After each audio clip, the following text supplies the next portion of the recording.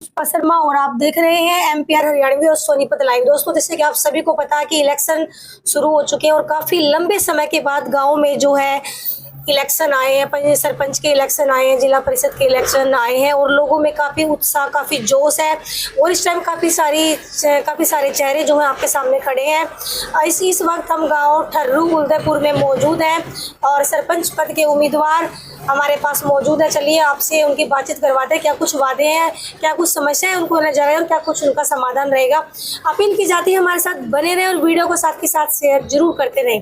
नमस्कार सर। नमस्कार जी। सबसे पहले हमारे चैनल में आपका स्वागत है। आपका भी बहुत बहुत धन्यवाद हमारे गांव में आने पर, और आपके जो दर्शक हैं उनका भी बहुत बहुत धन्यवाद करते हैं। सर, सबसे पहले आप अपना परिचय दीजिए, आपका नाम और मतलब कितने दिनों से आप मतलब राजनीति में काम कर रहे हैं और क्या क्या आपने सामाजिक कार्य किए। मेरा नाम संदीप कुमार है। मैं राजनीति में तकरीबन 20-22 साल से हूँ। 16-17 साल की एज में मैं पॉलिटिक्स में चला गया था। पहले मैंने स्टूडेंट ऑर्गेनाइजेशन है जैसे इंसो, उसमें काम किया।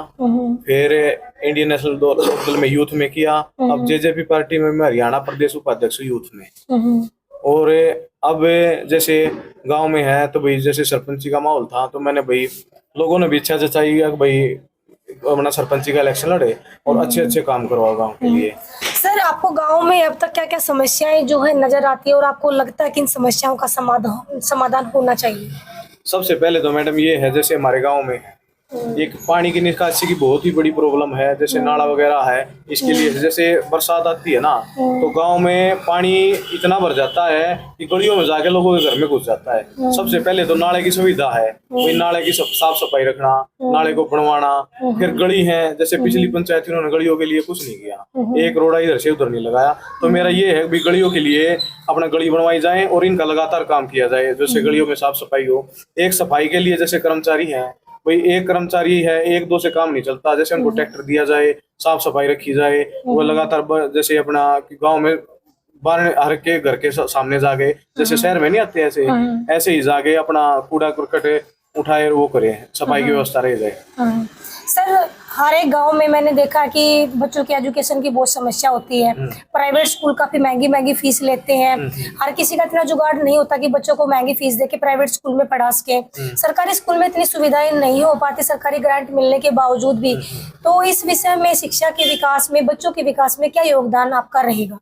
मैडम, मैं पहले तो ये बताना चाहता हूँ कि जैसे अब सरकार है ऊपर, सरकार में अपनी दुष्यंत चौटाला जी हैं, वो मेरे पर्सनल अच्छे रिलेशन उनके साथ में। तो और साथ साथ में पंचायत मिनिस्टर मेरे गांव में भी आए थे, मेरे पास में आके गए हैं। वो खुद ही कह के गए थे कि गांव की कोई भी समस्या हो आप संदीप को बताओ, मेरे को काम बताओ, मैं काम करूंगा। और इसके साथ साथ जैसे बच्चों की बात करे आप, मैं बच्चों के लिए सोच रहा हूँ बनने के बाद में, जैसे बच्चों के लिए लाइब्रेरी है, मैं एक अच्छी सी आधुनिक तरीके की लाइब्रेरी बनाना चाहता हूँ जिसमें बच्चे जाते हैं, शहर में जाते हैं, कोई लाइब्रेरी में फीस दे रहे हैं, पढ़ रहे हैं, तो गांव में ही लाइब्रेरी हो जाए तो उनके लिए एजुकेशन के लिए बहुत ही अच्छा प्लेटफॉर्म रहेगा। और जैसे ट्यूशन सेंटर वगैरह, जैसे कोई ऑनलाइन क्लास वगैरह कुछ ऐसा सिस्टम करा जाए, एक हॉल बना दिया जाए, उसमें ट्यूशन की हो या कोचिंग की हो, फ्री सुविधा मिल जाएगा। ये करेंगे बच्चों के लिए। सर, गांव में महिलाएं भी होती हैं, कुछ विधवा महिलाएं भी होती हैं, बेसहारा महिलाएं भी होती हैं और बुजुर्ग भी होते हैं। इनके विषय में क्या कुछ आपके विचार रहेंगे। जैसे ये एक सरकार नरेगा की स्कीम देती है, तो हमारे गांव में जैसे भाई गरीब तबका चाहे विधवा महिलाएं हैं, इनको जो से पिछली पंचायत थी नरेगा की स्कीम से बिल्कुल वंचित रखा गया। आज तक किसी भी व्यक्ति को नहीं मिला ये। तो जैसे सरकार है, भाई सरकार से होने वाले फायदे हैं, जो फायदे होंगे, भाई मैं सरकार का आदमी हूँ, जैसे सरकार है तो उसके साथ में उनको सारे फायदे दिलाऊंगा भाई उनको। और जैसे मदद है भाई, इनकी पेंशन वगैरह बनवाना है, कटी हुई पेंशन है ये बनवाना है, जैसे विधवा महिला उनकी पेंशन बनवाना है, बच्चों की उनका है, कोई भी हो एक कमेटी बना के गांव में इन जो समस्या है इनका सबका समाधान किया जाएगा। सर ने बहुत अच्छी बात है कि यहाँ पर बोले, क्योंकि देखो सरकार की स्कीमें बहुत सारी आती है लेकिन लोगों को, जो गरीब लोग होते हैं, जो अनपढ़ लोग होते हैं, उनको स्कीमों का पता ही नहीं होता और वो सरकारी सुविधाओं का लाभ नहीं ले पाते। तो शायद अगर सर सरपंच बनते हैं तो एक बहुत ही फायदे की बात जो गाँव वालों के लिए रहने वाली है। सर, इसके अलावा अपने जो खिलाड़ी भी होते हैं हर एक गाँव में, उनके लिए, बच्चों के लिए क्या सोचा, किस तरीके से योगदान देंगे। मैडम, मैं खुद भी एक स्पोर्ट्समैन रहा हूँ, मैंने रेसलिंग करी है 10-12 साल है। सर, पढ़ाई थोड़ी मोटी जैसे भी करी है, मैंने ग्रेजुएशन कर रखी है और फिजिकल टीचर का कोर्स कर रखा है, बीपीएड कर रखी है। मैंने बच्चों के लिए जैसे मैंने कई बार खेल के भी वो करवाए हैं। मैं पहले अपने गांव में खुद खेल भी करवाता हूँ बच्चों के, कबड्डी का टूर्नामेंट भी करवाया था। और मेरा तो एक ही रहता है, जैसे स्टेडियम हमारे पास 4-5 किले के एरिया में स्टेडियम बना हुआ है, उस स्टेडियम को आधुनिक तरीके से बनाया जाए और उसमें 2-4 ऐसे जैसे सरकार करती है डीसी रेट पे हो चाहे परमानेंट हो कोच रखे जाए। जैसे ग्राउंड है बच्चों ट्रैक के लिए, बारिश आती है वहां पे पानी भरने के बाद में इतने वो घास वगैरह उग जाता है कि बच्चों को भागने के लिए जगह नहीं मिलती उसमें। तो भाई सरकार से रिक्वेस्ट करके भाई सिंथेटिक का ग्राउंड बन जाए, 2-3 डीसी रेट पे कोच छोड़े जाए तो उनको बच्चों के लिए खेलने के लिए अच्छी व्यवस्था करूंगा। एक जैसे यूथ बच्चे हैं भाई फोन में ज्यादा बड़े रहते हैं, इधर उधर घूमते हैं, नशे पत्ते की ओर जाते हैं, उनके लिए एक जिम है जैसे बच्चों के लिए फ्री में गाँव में एक जिम बनवाने का काम करूंगा तरीके से। और समय समय पर 6-5 महीने भाई जो हमारे गांव में कई बच्चे प्रैक्टिस करते हैं मेडल लेकर आए उनका भी मान सम्मान करेंगे और साथ साथ में 6-7 महीने टूर्नामेंट करवाए जाएंगे। सर बुजुर्गों के लिए आपने क्या सोचा है, कुछ पार्क वगैरह कुछ इस तरह क्या सुविधाएं बुजुर्गों को आप देना चाहेंगे? बुजुर्गों के लिए यही है कि भाई हमारे गांव में पार्क की सुविधा नहीं है, मैं इस तरीके से पार्क बनवाना चाहता हूँ। जैसे 2-3 जगह है हमारे पास, उसमें पार्क बन जाए, जैसे ओपन जिम होता है भाई अपनी कसरत कर ले वहां पे घूम फिर ले बुजुर्गों के लिए।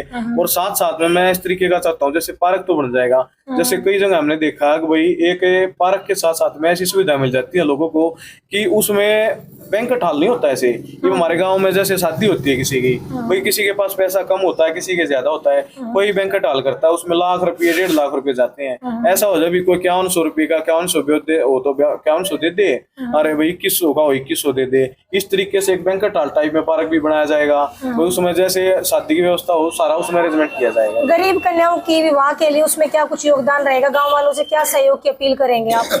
मैं खुद एक सोचता हूँ कि भाई जैसे हमारा गांव है ना उसमें एक ऐसी टीम बना दी जाए जो विकसित हो जाए कि जैसे गरीब है उसमें कई ऐसे समाजसेवी होते हैं जो अपना जो काम करते हैं भाई अपने दौरे से पैसे इकट्ठे करके, भाई जैसे गरीब कन्या हाउस का भाई जहीज का सामान हो गया या कोई और कन्यादान का हो गया, ये पैसे अपने साथ साथ में जो है जैसे वेलफेयर डिपार्टमेंट से पैसे मिलते हैं 71,000 रुपए, तो ये लोगों को पता नहीं होता इन चीजों का। पर जैसे भाई सरकार में हमें तो ये उनको जल्दी से जल्दी दिवाने का काम करूँ। और जैसे गरीबों की बेटे की कोई शादी होगी तो कोई भी दिक्कत आवे तो हम साथ साथ उनके साथ, मैं वैसे भी खड़ा रहता हूँ मैडम, कोई मेरे पास काम के लिए आता है तो मैं किसी के लिए कोई मना नहीं है, मैं हमेशा ही गांव की सेवा में रहता हूँ। कहते हैं कि बिकना कभी नहीं चाहिए, हमेशा शिक्षित उम्मीदवार चुनिए जो दुख सुख में आपके काम आ सके, जो काम आप खुद नहीं कर सकते, जिस चीज़ की आपको नॉलेज नहीं है, एक शिक्षित उम्मीदवार ही वो हक वो न्याय जो आपके हक है वो आपको दिलवा सकता है। उस सर ने एक बहुत अच्छी बात जो यहाँ पर बोली है, अगर गांव वाले चाहें तो कोई भी किसी की बेटी भी कुंवारी नहीं बैठेगी। अगर सारे गांव वाले मिलके 100 का 200 का भी कन्यादान करके गरीब की बेटी के लिए पैसे इकट्ठा करते हैं तो बहुत कुछ कर सकते हैं। सर क्या अपील करना चाहेंगे आप वोटिंग के लिए गाँव वालों से, कितना सहयोग जो है गाँव का, तो गाँव से और भी बंदे खड़े हुए इलेक्शन के लिए, कितना क्या कुछ सपोर्ट मिल रहा है? देखो मैं गांव का बेटा हूँ, गांव वाला के आशीर्वाद से ही बनूंगा और गांव में अच्छे काम करूंगा। मेरी तो यही रिक्वेस्ट है, जो खाने पीने वाला मामला है ना, जो सरपंच आते हैं सरकार बहुत पैसे देती है जी, लेकिन वो आते हैं ठगाबगी करते हैं, उनको लूट के चले जाते हैं। जितना पैसा आएगा गांव वाले है ना भाई पंचायत में ये चीजें दिखाएंगे भाई इतना पैसा हमारे पास, लेने वाला हो पैसा, सरकार बहुत पैसा दे रही है लेकिन काम करने वाला हो। अब मैं सरपंच नहीं, मेंबर नहीं मैडम, गाँव में जैसे गली थी, गलियों का इतना बुरा हाल था, आदमी बढ़ नहीं पाते थे, पैर उठा के जाना पड़ता था। मैंने पंचायत मिनिस्टर से बोला बगैर सरपंच बगैर मेंबर के मैंने गांव में 5-7 गलियों का अच्छा काम करवाया, 2-3 गली पास करवाई है, 1-2 सपाट के पैसे पास करवा के लेकर आऊं। अब सरकार से जैसे एक स्कीम थी भाई, जैसे बीपीएल कार्ड है, SC एक्ट के तहत जो होता है इनको 1 लाख से 1.5 लाख रुपए तक का जो गरीब है SC के जो परिवार है जिनका बीपीएल कार्ड है उनको वो दिलवाने का काम किया। अभी 5-7 दिन में वो लोन पास हो गया जाएगा सभी को भी सरकार की ओर से, सरकार की स्कीम दूंगा। और मैं यही कहता हूँ, हाथ जोड़ के विनती है मेरी गाँव वालों से, आपका बेटा हूँ, आपका भाई हूँ और मेरे को एक बार विश्वास जता देना, मैं आज नहीं, मैं तो हर साल 5 साल में वोट मांगने के लिए आता हूँ पार्टी के लिए। जैसे आप मेरे को चुनोगे आपको ये नहीं कहना पड़ेगा हमने अपनी वोट खड़े में डाल दी, एक अच्छे लड़के को दी है जो हमेशा ही आपके साथ खड़ा मिलेगा, कोई भी फोन कर लेना, कभी तैयार रहना, हमेशा ही आपके साथ मिलेगा। जी बहुत बहुत धन्यवाद सर। धन्यवाद सर आप ताऊ जी आप गाँव से ही है, ठर्रो गाँव से, क्या कुछ कहना चाहेंगे सर के बारे में? क्या कुछ जी, ये उम्मीदवार ऐसा है जो लोगों के साथ खड़ा रहेगा जी, लोगों की भलाई के काम करेगा जी, किसी गरीब की मदद करनी हो उसकी मदद करेगा जी, स्पोर्ट्स का काम वो देखेगा जी, जो गवर्नमेंट से एड आएगी उनका ठीक यूज करेगा जी।